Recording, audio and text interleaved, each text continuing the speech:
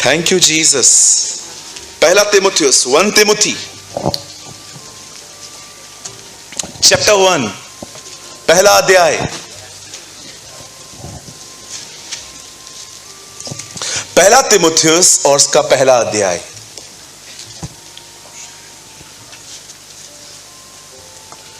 और आप कोट कर रहे हैं पहला अध्याय, और मैं चाहता हूं भैया आप लगाइए 1:12।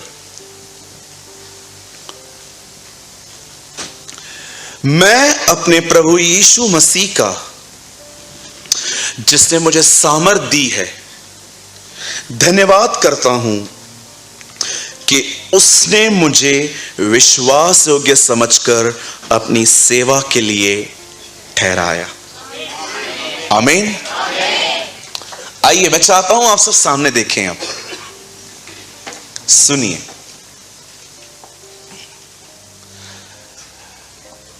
परमेश्वर ये नहीं चाहता कि आप सिर्फ ये विश्वास करें कि वो है। इब्रानियों में लिखा है, जो कोई परमेश्वर के पास आता है उसे सबसे पहले यह विश्वास होना चाहिए कि वो है।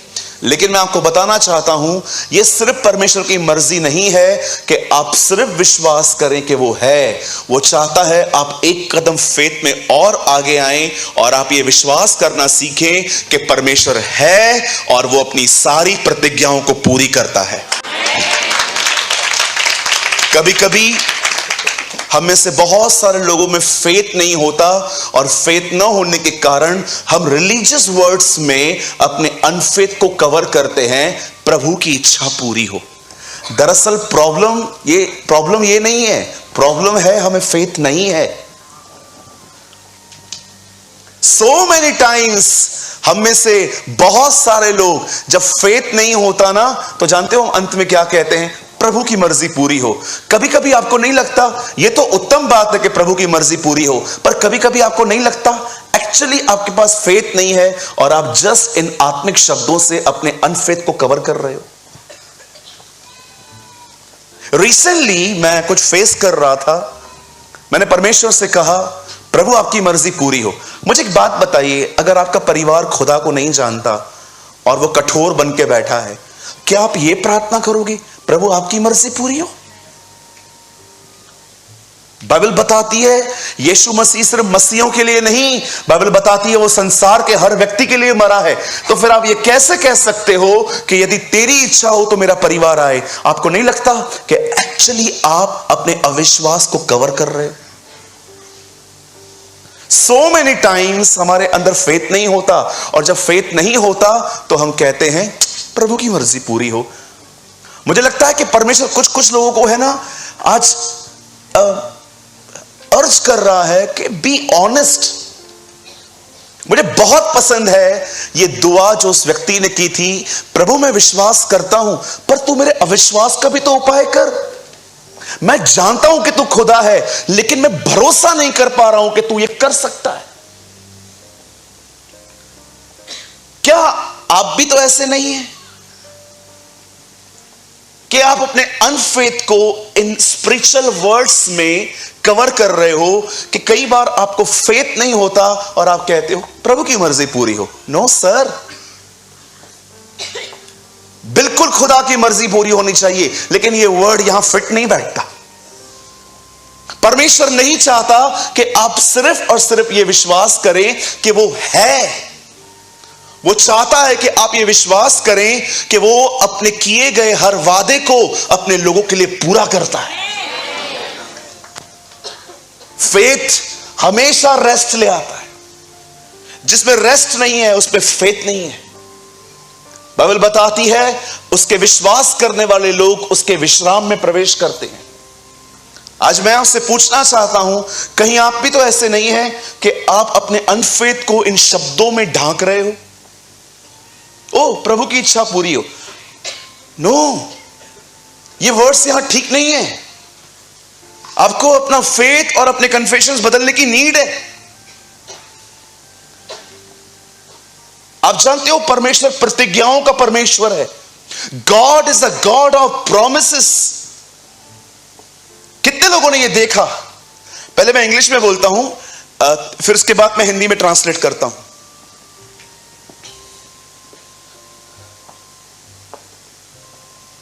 चलिए मैं हिंदी में बोलता हूं। मैं इंग्लिश में बोलना जानता हूं लेकिन मैं टाइम बचा रहा हूं। सुनिए, आपने देखा पुराने नियम में परमेश्वर ने वादा किया, मैं अपने बेटे को भेजूंगा। पूरे 39 books from Genesis to book of Malachi आप पढ़ के देखिए। सारे किताबों में परमेश्वर, आपको मैं पहली और आखिरी प्रतिज्ञा बताऊं जीसस के लिए। पुराने नियम में पहली प्रतिज्ञा है, परमेश्वर शैतान से कहता है, स्त्री का वंश तुझे मारेगा।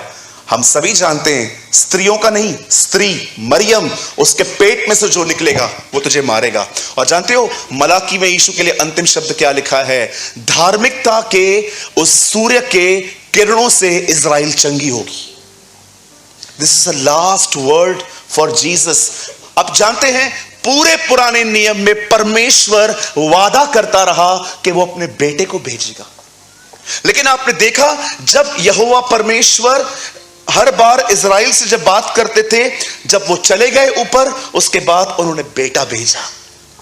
ट्रिनिटी का पहला व्यक्ति ऊपर चला गया, अब दूसरा आया है। और जब यीशु मसीह आए तो यीशु मसीह हर जगह पे ये कहते थे, सुनो मैं जाऊंगा और पवित्र आत्मा भेजूंगा।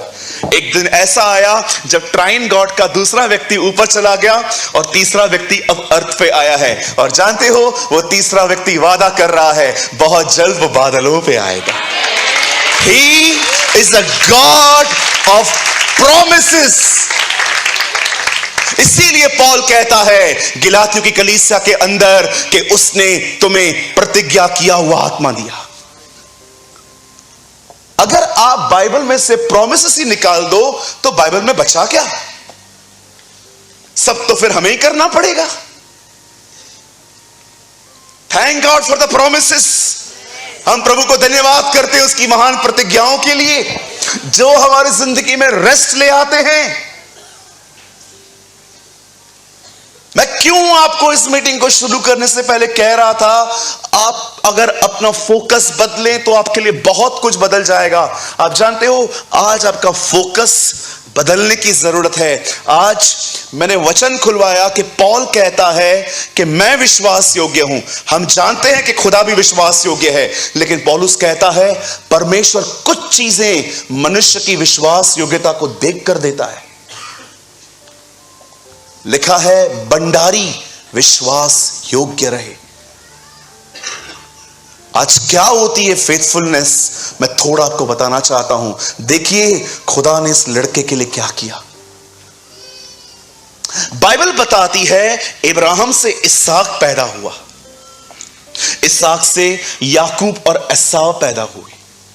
और आराम से पढ़ के देखिए, याकूब का एक बेटा था जो बहुत ज्यादा उसका प्रिय था। आप सभी जानते होंगे वो याकूब का बड़ा प्रिय था, उसका नाम था यूसुफ।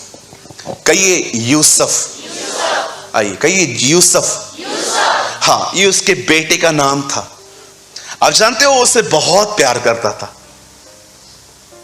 कभी कभी किसी से ज्यादा प्यार करना लोगों को उसकी दुश्मनी करवाने के बराबर हो जाता है। होता है ऐसा कि आप किसी से ज्यादा प्यार करो, ऑटोमेटिकली आपके दुश्मन उसके दुश्मन बन जाएंगे। क्या बात है, इसको इतना पूछते हैं। आपने देखा यीशु 3 चेलों को हर जगह ले जाता रहा। अब कई सारे लोगों को लगता है, कुछ लोग बड़ी पार्शियलिटी करते हैं। आपको लगता है जीसस पार्शियलिटी कर रहा था? जरा सोचो, अगर हम 12 लोग हों और अगर हम 12 लोग हो टीम में और यीशु मसीह के पीछे पीछे आ रहे हैं और प्रभु 3 लोगों को साथ में लेके जाता है और उसने मुझे ऐसा कहा, तू इधर ही रुक। क्यों? मैं क्या सामरी हूं? मुझे क्यों नहीं लेके जा रहे हो? और जैसे यीशु ऊपर गया, एलिया और मूसा 3 लोगों को लेके, मैं आपको सच कहता हूं, हम लोग 9 लोग हैं ना, जाते क्या बात करेंगे? गलत बिहेवियर है ये, ठीक नहीं कर रहा है प्रभु, गलत है ये। बहुत आसान है कुछ चीजों को न समझ के बड़बड़ करना। जानते हो वो 3 खुदा के इतने करीब क्यों थे? यहां देखिए, अगर ये क्वालिटी आप में आ जाए ना, मैं आपको सच कहता हूं, आने वाले दिनों में you are a leader, lead करने वाले बन जाएंगे। जानते हो उनमें एक क्वालिटी थी, उनको यीशु डांटता था, उसके बाद भी अगले दिन वो उसके साथ खड़े होते थे। अगर हम आज किसी को डांट लेना, कल जाके हमारे विरोधी बात करेगा, ठीक नहीं है ये लोग, अच्छे नहीं है ये लोग, बुरे हैं ये लोग, डांटते हैं। आप में है उन तीनों की तरह? पता है एक को क्या कहा गया था? शैतान, शैतान मुझसे दूर हो। अगर सोचो मैं आपको कह दूं आज, ए शैतान, कल मेरे लिए वीडियो बन जाएगी, है ना? यही रीजन था, यीशु ने उन तीनों को बहुत अपने करीब रखा था, क्योंकि वो उसके दिल को पहचानते थे। मेरे भाइयों, मेरी बहनों, याद रखिए, ये वो लोग नहीं थे जिन्हें यीशु ने कहा मैं तुम्हें समझूंगा। ये वो लोग थे जिनको यीशु ने यह कहा होगा, तुम्हें मेरे साथ रहना है, हां तो मुझे समझना पड़ेगा तुम्हें। मैं तुम्हारे लिए अपने तौर तरीके नहीं बदलने वाला हूं, तुम्हें मेरे लिए अपने तौर तरीके बदलने पड़ेंगे। दैट इज द रीजन वो लोग उसके करीब थे। ये पक्षपात नहीं होता, ये पार्शियलिटी नहीं थी, एक कीमत थी जो उन्होंने चुकाई थी।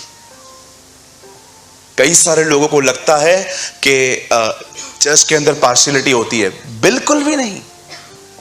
आपको नहीं पता वो बंदा कितना अवेलेबल है, आपको नहीं पता कि वो बंदा क्या है। अगर हम उसको आधी रात को भी उठाते हैं, वो खुदा के काम के लिए भागता है। अगर ऐसे लोगों के प्रति हम थोड़ा समर्पित हैं, तो जिसको जो कहना है यू कैन, आप बोल सकते हो, नो प्रॉब्लम। चालेल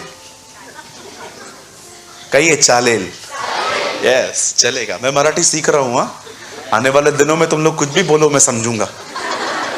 यस, मैंने एक बहुत अच्छा वर्ड सीखा उस दिन, कुछ समय पहले। मराठी में लिखा था भूतांचा विश्वास, दुष्ट आत्माओं का विश्वास, हिंदी में लिखा था, और मराठी में लिखा था भूतांचा विश्वास, भूतों का ईमान। आपको पता है ना, दुष्ट आत्मा को जब हम कहते हैं निकल यीशु के नाम से, आपने देखा वो नौटंकियां करती है ना। आपको पता है विश्वासी से ज्यादा डर तो उनके अंदर है। आप विश्वासी को कह दो यीशु मसीह आ रहा है, अरे तो तू सालों से बोल रहा है, आया थोड़ी है, टाइम है अभी। लेकिन दुष्ट आत्मा को आप कहो यीशु के नाम से निकल, देखा जाए तो कुछ कुछ लोगों से ज्यादा फियर तो दुष्ट आत्माएं मानती है ना? सहमत हैं आप? हाँ, होना भी चाहिए। सुनिए, द बाइबल सेज उसने यूसुफ को प्यार किया। बोलिए, यूसुफ को प्यार किया।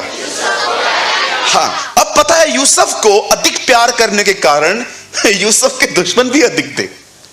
उसके 11 भाई हमेशा बात करते थे उसके बारे में, ये गलत है, पप्पा इसको हमेशा लेके घुमाता है, हमको जाता नहीं है। कल भी बास्केट 91-31 में इसको लेके गया था, आइसक्रीम भी यही खाता है, पिज्जा भी इसको ही दिलवाता है, गलत है ये सब। बड़ी बड़ी, मतलब ये आज की मॉडर्न बात बता रहा हूँ। हमेशा इसको ही लेके जाता है, कल भी मरीन ड्राइव लेके गया इसको। हमें तो कहाँ नहीं लेके जाता, हम तो सड़ रहे हैं बैठ के, सारा दिन गाय का गोबर उठाओ, उधर फेंको इधर फेंको, बहुत सारी बातें बोलते होंगे वो लोग, बोलते होंगे ना, हम भी बोलते हैं, हमारी तरह थे वो भी, बहुत सारी बातें वो बोलते थे। यूसुफ का बेचारे का कोई गुनाह ही नहीं, यूसुफ का एक ही गुनाह, पिताजी प्यार करते।